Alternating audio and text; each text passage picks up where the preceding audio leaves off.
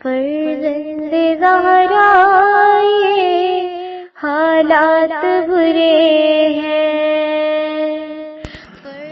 کاشانہ بصیرت ایک ایسا مکمل یوٹیوب چینل جس پر محروم بصارت کے لیے بالخصوص اور تمام افراد کے لیے بالعموم سینکڑوں کی تعداد میں اسلامی کتب دستیاب ہیں۔ لہذا گزارش ہے کہ آپ اپنی ذمہ داری نبھاتے ہوئے کاشانہ بصیرت کو سبسکرائب کرنے کے ساتھ ساتھ بیل آئیکن کو پریس کیجیے تاکہ آپ علم کے حصول کے ساتھ ساتھ مذہب اہل بیت کی اشاعت میں بھی اہم کردار ادا کرتے رہیں۔ کاشانہ بصیرت۔ فرزند زہرا یہ حالات برے ہیں۔ السلام علیکم۔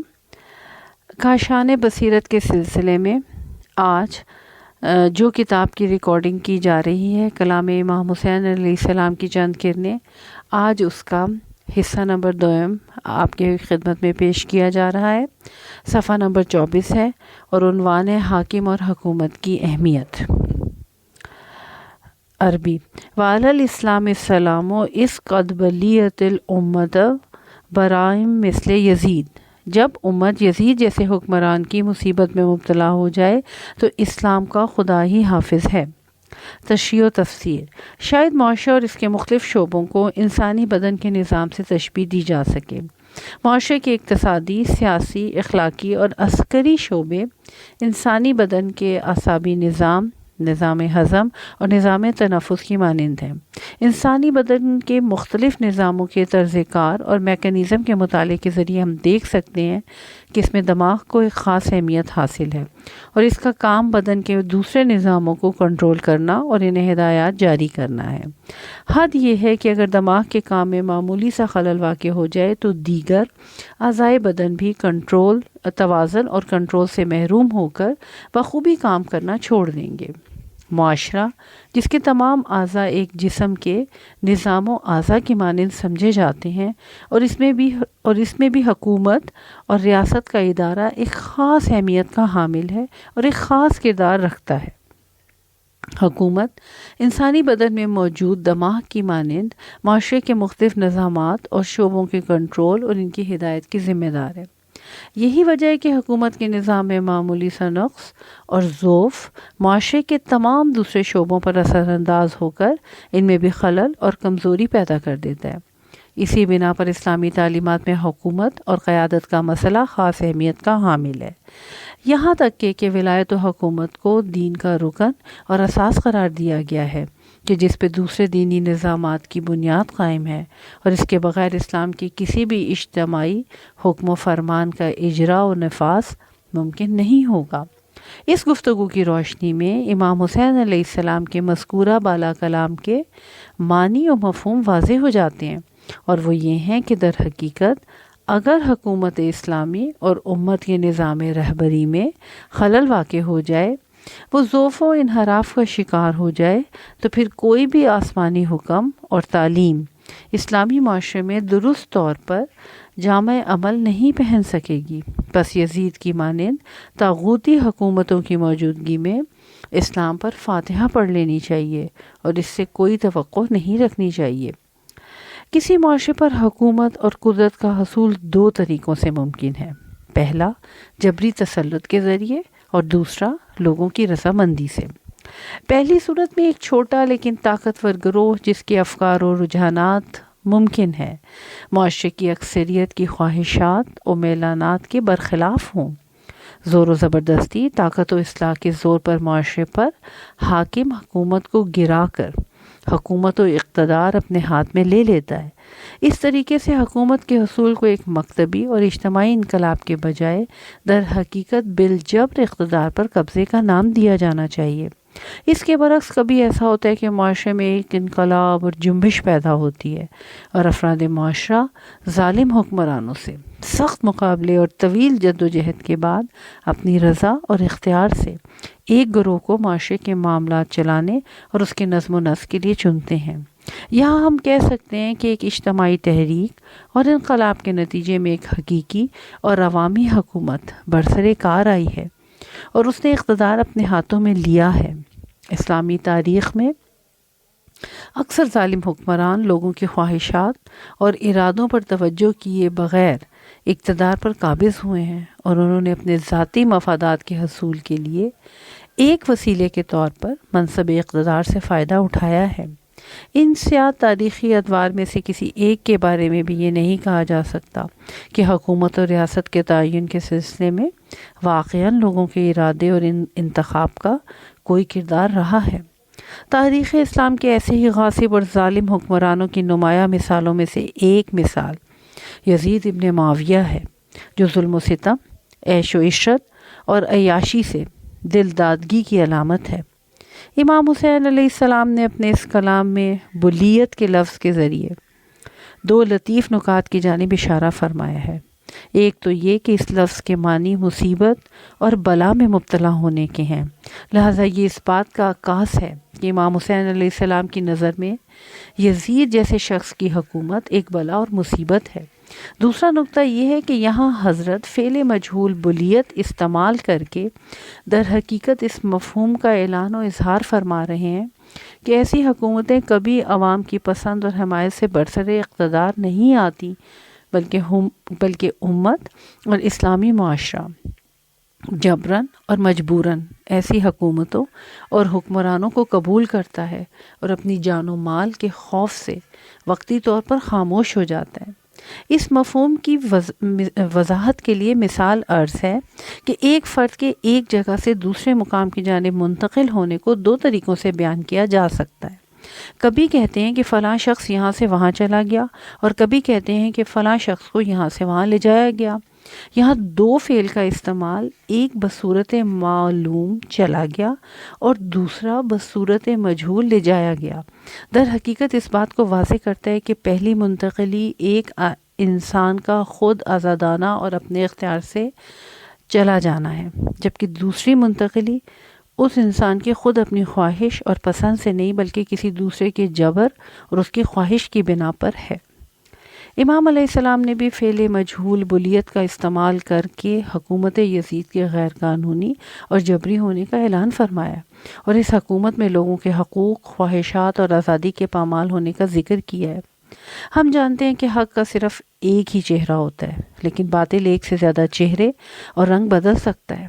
تاریخ کے مختلف ادوار میں باطل حکومتیں مختلف انداز اور شکلوں میں ظاہر ہوئی ہیں، لیکن اس کے باوجود کچھ خاص قسم کے طریقوں اور کاموں کو ان کی عمومی خصوصیات کہا جا سکتا ہے۔ عہدے اور مقام و منصب سے لگاؤ، استکبار اور خود کو بڑا سمجھنا، مال و دولت کا لالچ، عیش و عشرت کی لت، تجمل پرستی، خوش گزارنی قسم کی دوسری صفات تاریخ بشریت کی تمام عوام دشمن حکومتوں میں مشترک نظر آتی ہیں، اور یہی وجہ ہے کہ اس قسم کی ایک حکومت کے منحوس اثرات اور خرابیوں کو اس طرح کی دوسری حکومتوں کے لیے بھی تصور کیا جا سکتا ہے۔ امام حسین علیہ السلام نے ان برے اثرات اور خرابیوں کو تمام حکومتوں کے لیے عمومیت دے کر پوری تاریخ کے لیے ایک معیار اور پیمانہ پیش کر دیا ہے۔ آپ علیہ السلام نے اپنی گفتگو میں مثل کا لفظ استعمال کر کے اس نقطے کی جانب اشارہ فرمایا ہے کہ جو کچھ میں کہہ رہا ہوں وہ یزید ابن معاویہ کی حکومت سے مخصوص نہیں ہے، بلکہ اس قسم کے دوسرے حاکم اور ظالم کا شیوا بھی اس کے سوا کچھ اور نہیں ہوگا، اور ایسی حکومتوں کے ہوتے ہوئے اسلام اور آسمانی احکام ہر وقت خطرے میں رہیں گے۔ صفحہ نمبر 29، موضوع نمبر 6 ہے سعادت و شقاوت۔ ترجمہ پیش کیا جا رہا ہے، کیا تم نہیں دیکھ رہے کہ حق پر عمل نہیں ہو رہا اور باطل سے بچنے کی کوشش نہیں کی جاتی؟ ایسے حالات میں مومن کو خدا سے ملاقات کی آرزو کرنی چاہیے۔ میں تو ان حالات میں موت کو سعادت سمجھتا ہوں اور ظالموں کے ساتھ زندہ رہنے کو عذاب جان خیال کرتا ہوں۔ تشریح و تفسیر، حق و باطل دو ایسے امر ہیں جن سے انسانی فطرت آشنا ہے، یعنی بہت سے مواقع پہ انسان خود بخود اور بغیر کسی تعلیم کے حق اور باطل کے درمیان تمیز کی صلاحیت رکھتا ہے۔ حق کا پسندیدہ ہونا اور باطل کا منفور اور قابل نفرت ہونا بھی ان امور میں سے ہے جو ہر انسان کی سرشت میں پائے جاتے ہیں، یہاں تک کہ تمام انسان حق اور باطل کو پہچاننے کے بعد بے غرضی اور اخلاص کے ساتھ حق کی جانب جھکاؤ محسوس کرتے ہیں، ہر چند کھلم کھلا اس کا اظہار نہ کریں۔ اسی وجہ سے یہ سوال بیجا اور نامعقول نظر آتا ہے کہ آیا حق اچھا اور پسندیدہ ہے یا باطل؟ کسی معاملے میں حق اور باطل کو پہچان لینے کے بعد انسان کا ضمیر اور وجدان بغیر کسی شک اور تردد کے حق کا ساتھ دینے کا فیصلہ کرتا ہے۔ امام حسین علیہ السلام کے کلام کا بغور جائزہ لینے پر ہم دیکھتے ہیں کہ آپ علیہ السلام اپنے اس استحفامی بیان کے ذریعے اسی لطیف نقطے کی جانب اشارہ فرما رہے ہیں، گویا اعلان کرنا چاہتے ہیں کہ تم تمام انسان جانتے ہو کہ حق اور حقیقت ذاتاً پسندیدہ اور مطلوب ہے اور اس پر عمل ہونا چاہیے، اور باطل سب کے لیے ذاتاً نفرت انگیز ہے اور اس سے پرہیز کرنا چاہیے۔ یہ کلام انسان کی اسی حق جو اور حق طلب فطرت کی جانب اشارہ ہے جسے کبھی کبھی وجدان کے نام سے پکارا جاتا ہے۔ استفہام اور سوال مختلف معنوں کے حامل ہو سکتے ہیں۔ کبھی سوال سے مراد استفہام حقیقی ہے، یعنی ایک مسئلے کا فہم و ادراک چاہنا ہے۔ ہماری روزمرہ گفتگوؤں اور بات چیت میں کیے جانے والے اکثر سوالات شاید اسی نوعیت کے ہوتے ہیں۔ اس قسم کے سوالات در حقیقت ہم اپنی جہالت کو دور کرنے کی کوشش کرتے ہیں اور مجہول کو معلوم بنانا چاہتے ہیں۔ مثلا ہم سوال کرتے ہیں، کیا وقت ہوا ہے؟ کیا آپ کبھی مشہد گئے ہیں؟ وغیرہ وغیرہ۔ لیکن ایسا بھی ہوتا ہے کہ کبھی استفہام اور سوال کا مقصد در حقیقت کسی چیز کو جاننا اور سمجھنا نہیں ہوتا، بلکہ مقصد مخاطب کو سرزنش اور توبیخ کر کے اسے کسی کام پر آمادہ کرنا ہوتا ہے۔ مثلا ایک ایسا شخص جو کسی نابینا راہگیر کو پرہجوم ٹریفک میں پھنسا دیکھنے کے باوجود اس کی مدد کرنے کے بجائے اپنی جگہ کھڑا رہے تو خاص لہجے میں ہم اس سے کہتے ہیں، کیا تمہیں نظر نہیں آ رہا کہ یہ بوڑھا شخص نابینا ہے؟ اس قسم کا سوال در حقیقت اس لیے نہیں ہے کہ ہم مخاطب سے یہ کہنا چاہتے ہیں کہ تمہیں معلوم نہیں ہے، تم نہیں جانتے ہو، بلکہ اسے سرزنش کر کے اس بات کی ترغیب دینے کی غرض سے ہوتا ہے کہ اسے چاہیے کہ وہ ایسے مواقع پر نابینا شخص کا ہاتھ پکڑ کر سڑک عبور کرنے میں اس کی مدد کرے۔ اس نقطے کو سامنے رکھتے ہوئے ہم دیکھتے ہیں کہ امام حسین علیہ السلام کا استفہامی بیان دوسری قسم سے تعلق رکھتا ہے، یعنی حضرت علیہ السلام سوالیہ انداز میں یہ فرماتے ہوئے کہ کیا تم نہیں دیکھ رہے ہو کہ حق پر عمل نہیں ہو رہا، یہ بیان کرنے کی کوشش فرما رہے ہیں کہ تم کیوں ہاتھ پر ہاتھ دھرے خاموش بیٹھے ہو؟ کیوں تم باطل کے سامنے مہر بر لب ہو؟ تمہیں کیا ہو گیا ہے کہ اس صورتحال کے خلاف حرکت، جوش اور ولولے کا اظہار نہیں کر رہے ہو؟ یہ خود اس بات کا عکاس ہے کہ ایسی امت اور معاشرہ جس نے باطل کے سامنے سکوت اور خاموشی اختیار کی ہو اور اپنے لبوں پر خاموشی کی مہر لگائے بیٹھا ہو، امام حسین علیہ السلام کی نظر میں سرزنش اور توبیخ کا مستحق ہے، اور وہ لوگ جو اپنی آنکھوں سے حق و حقیقت کی پامالی کا نظارہ کریں اور اس کے خلاف کوئی آواز بلند نہ کریں، واقعی سرزنش اور توبیخ کے حقدار ہیں۔ خدا پر ایمان اور اعتقاد لازماً عملی آثار و نتائج رکھتا ہے اور انسان کو جد و جہد اور کوشش پر ابھارتا ہے۔ جہاں حرکت اور جد و جہد نہ ہو وہاں در حقیقت سچا ایمان نہیں ہوتا، کیونکہ اسلام کی نگاہ میں ایمان اور عمل لازم و ملزوم ہیں اور کبھی بھی ایک دوسرے سے جدا نہیں ہوتے۔ ایمان اور اعتقاد اگرچہ قلبی امور میں سے ہیں، لیکن زبان سے اقرار اور اعضاء و جوارح سے عمل بھی ہمیشہ ان کے ساتھ ساتھ ہوتا ہے۔ امام حسین علیہ السلام اپنے اس کلام میں فرماتے ہیں کہ ظلم و ستم کے دور میں مومن کو خدا سے ملاقات کی آرزو کرنی چاہیے۔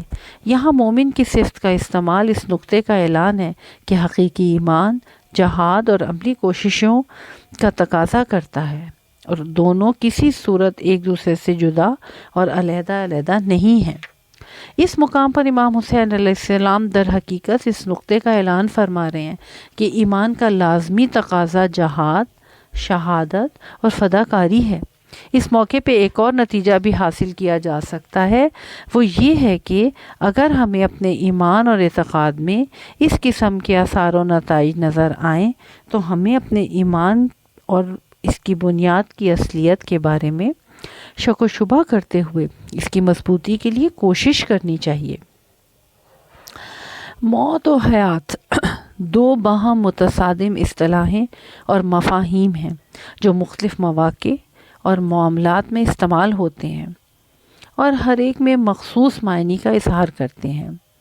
جب ہم بائیولوجی اور فزیولوجی کے موضوع کے تحت موت و حیات کی بات کرتے ہیں تو اس میں ہماری مراد اقدار، اخلاق اور معنویات کی موت و حیات نہیں ہوتی، یعنی اس موقع پہ ہماری مراد یہ ہوتی ہے کہ ایسا موجود ذی حیات ہے جو رشد و نمو اور حرکت کا حامل ہو، اور جس موجود میں یہ آثار نظر نہیں آئے وہ مردہ موجود ہے۔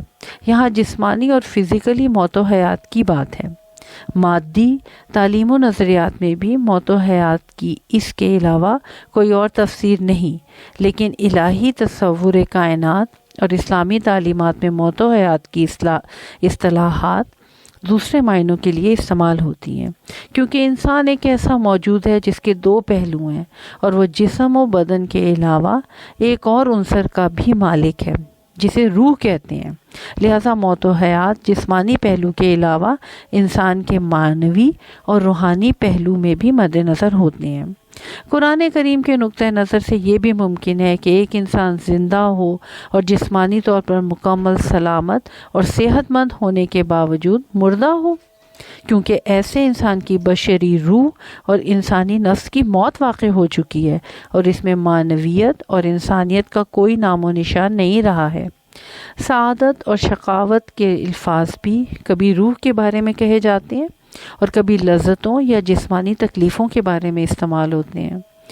ایسا انسان جس کی ضروریات خوراک اور پوشاک وغیرہ کے لحاظ سے پوری ہوتی ہوں، جو ناز و نام کے ساتھ دن گزار رہا ہو، وہ جسمانی سعادت کا حامل ہے، لیکن ممکن ہے روحانی اور معنوی اعتبار سے انتہائی شقاوت اور بدبختی کی حالت میں ہو۔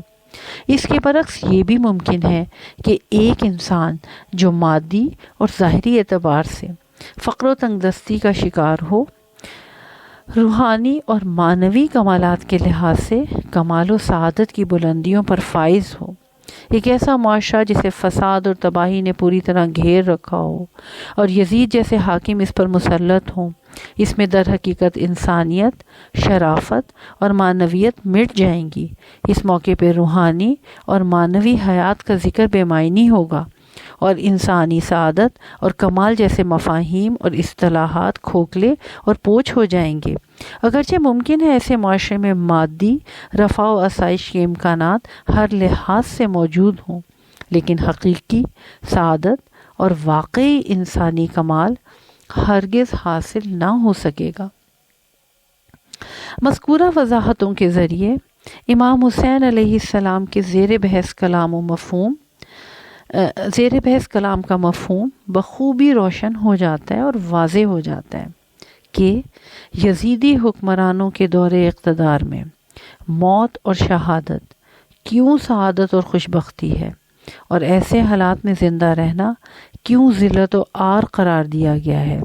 امام حسین علیہ السلام کے اس کلام میں اہم اور بنیادی ترین نقطہ حیات و سعادت یا موت اور شقاوت کا روحانی اور معنوی پہلو ہے، جسمانی اور مادوی پہلو نہیں ہے۔ حصہ نمبر 2 اپنے اختتام کو پہنچا۔ انشاءاللہ حصہ نمبر 3 کے ساتھ ابھی یہ جو کتاب کاشان بصیرت کے سلسلے میں کلام امام حسین علیہ السلام کی چند کرنیں پیش کی جا رہی ہیں، اس کا تیسرا حصہ بھی انشاءاللہ آپ کے لیے ریکارڈنگ کر کے بھیجا جائے گا۔ ابھی یہ جو کتاب ہے وہ جاری و ساری ہے۔